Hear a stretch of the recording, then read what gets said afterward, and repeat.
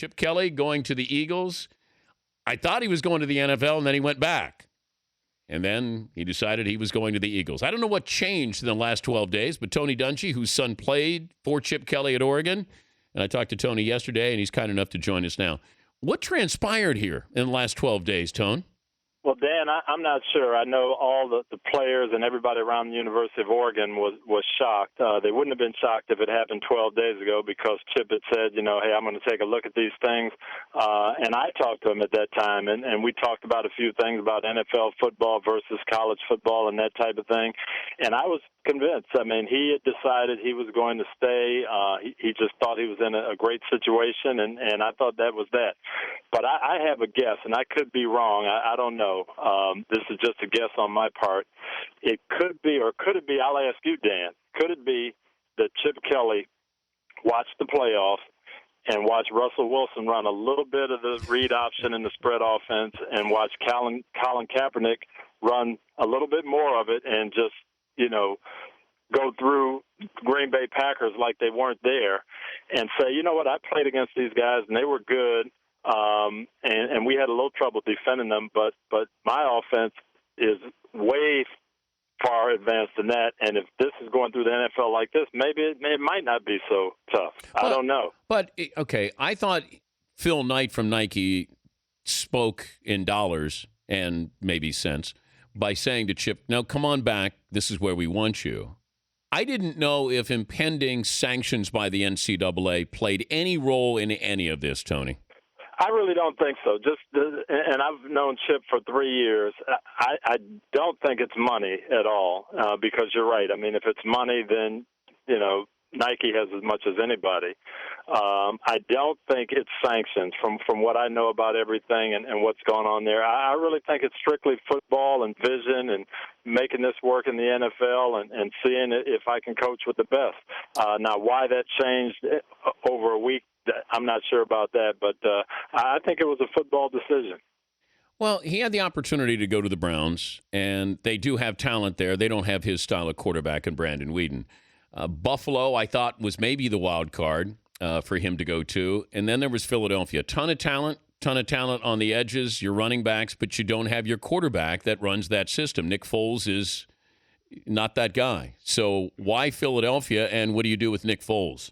Well, I can tell you this. Chip loves Nick Foles, and they played against him twice, and Foles was fantastic both times. And he has the ability to adapt. He's had different types of quarterbacks. When I first saw them play, they had Jeremiah Masoli, who was a runner and not really a thrower. Then he had Darren Thomas, and, he left, and he went to Marcus Mariota, all athletic, but all different types. And I don't think he's married to just running the ball or having a running quarterback.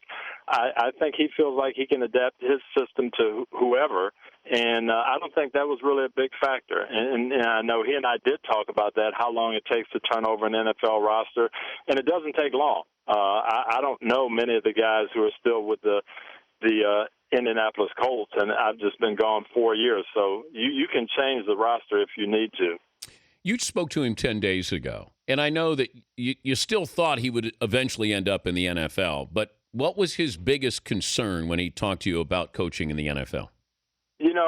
I don't know that I thought he'd eventually end up in the NFL. After we finished and after he told me, what his thought process was, I thought, here's a guy who maybe just is, a college football person and he loves the environment. I think his biggest worry is recreating the environment that he had. He had some guys who bought in totally to what he believed. He had a staff that bought into how they were going to do it. He's in a small-town environment and basically doesn't have a lot of worries. And in the NFL, it's not that way. And getting people to buy in, getting your ownership to believe in what you want to do, getting players who all buy into it, having the say, and I don't think he wants the final say over who's there and who isn't, who gets drafted and who doesn't, but having the final say over the type of person that we're going to have, to be able to come in and say, hey, I know this guy is highly rated. He's probably athletically the number one guy on the board, but he's not our type of guy. We're not going to take him. And being able to make that hold up. I think those were things that we talked about. He's Tony Dungy from Football Night in America joining us, Dan Patrick Show. Manti Te'o's story, let's advance it here for the NFL. And being a coach, what concerns would you have given this story, when it's an ongoing story, but what concerns would you have if you were going to draft him? Well, you would want to find out exactly what happened, and I think that's the biggest thing that teams are going to ask themselves, because here's a guy who by everybody's account, is one of the most solid people that's ever played college football. He's done so much for Notre Dame, and you have this impression of here's this guy that you want to have on your team, and now all of a sudden this kind of bizarre thing comes out. Who is Manti Te'o, really? And that's what you want to satisfy yourself. And I think that's what teams are going to be scurrying to do over these next couple of months leading up to the draft. But what if he says, I don't want to talk about this when he goes to the combine and has his interview? How does that resonate with the NFL? Not very well. I mean, that is the purpose of the combine, and guys have had incidents, probably none this big and this public, but when that's the 15 minutes that I spent with guys, that's what I want to do. I didn't talk football. I didn't talk about what position you want to play and how big you think you'll get when you get to the NFL and on the weightlifting program.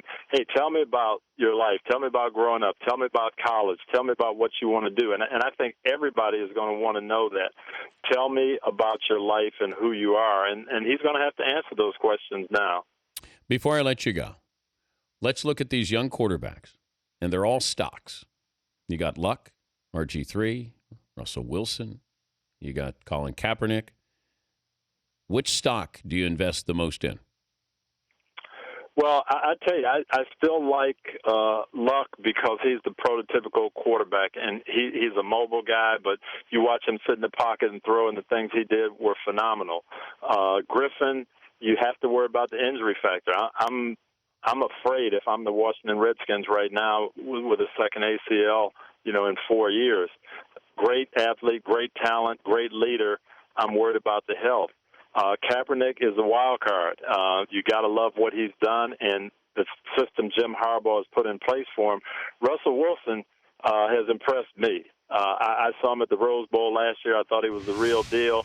But what he's done there and the coolness and the calmness, when they were down 3 scores and they showed him on the sideline, and he was just around his teammates, hey, there's no panic, we're going to be fine.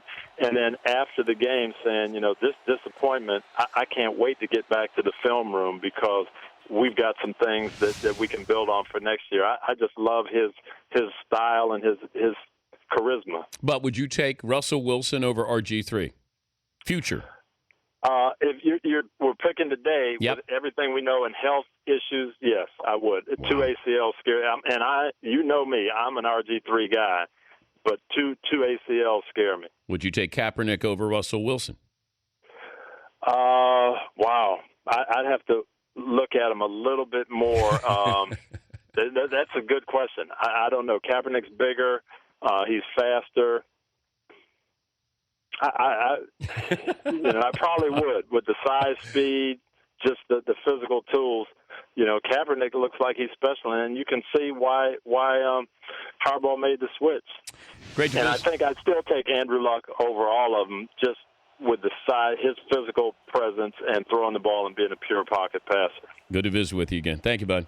All right, DP. All right, Tony Dungy, Football Night in America.